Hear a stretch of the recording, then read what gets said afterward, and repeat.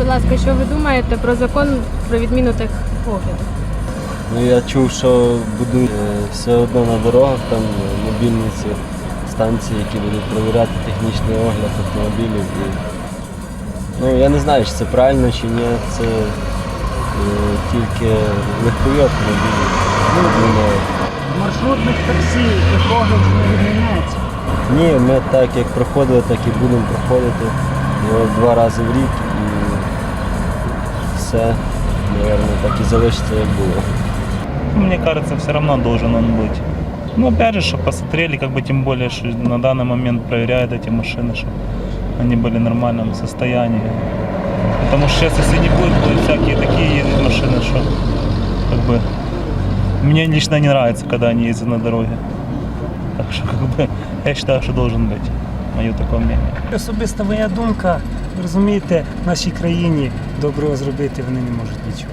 Вони хочуть з першого погляду полегшити життя, відміняємо, але хочуть ввести додатково, є така інформація, спеціальні станції на дорогах, які без ніякого регламенту можуть як мінімум кожен день зупиняти, а при стані наших доріг середньостатистичні машини, вони ніколи не будуть відповідати тим вимогам, під які зроблені ті станції для нормальних цивілізованих машин. Звісно, без техосмотру не можна.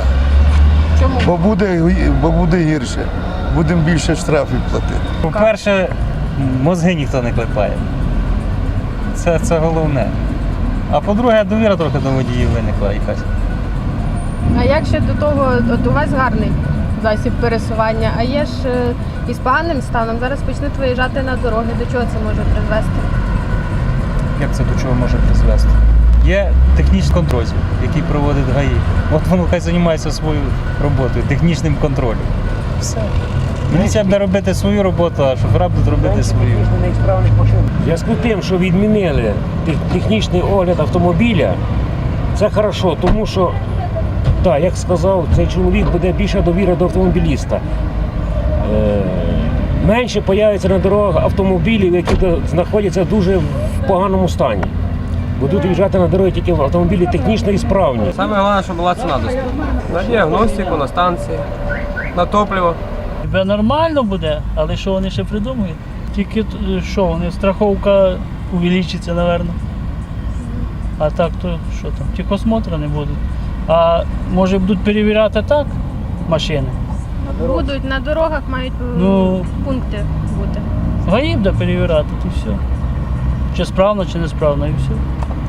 Для моєї машини це такої великого значення немає.